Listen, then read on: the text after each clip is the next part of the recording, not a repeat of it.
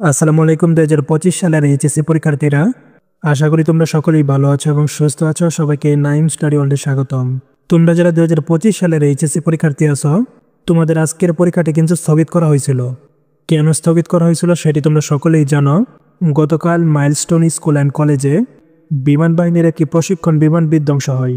এই ঘটনায় কিন্তু অনেক শিক্ষার্থী আহত এবং নিহত হয়েছে, যার কারণে কিন্তু তোমাদের আজকের পরীক্ষাটি স্থগিত ঘোষণা করা হয়েছিল এবং তোমাদের পরবর্তী পরীক্ষাটি ছিল 24 তারিখে।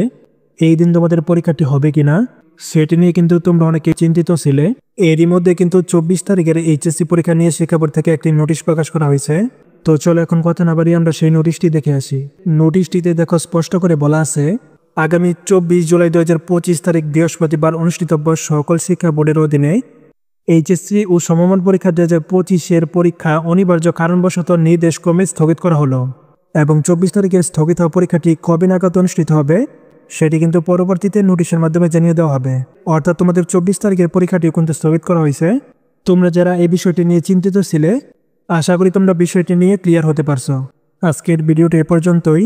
আবার দেখা হবে পরবর্তী ভিডিওতে। ততক্ষণ পর্যন্ত সকলেই ভালো থাকবে এবং সুস্থ থাকবে। আল্লাহ হাফেজ।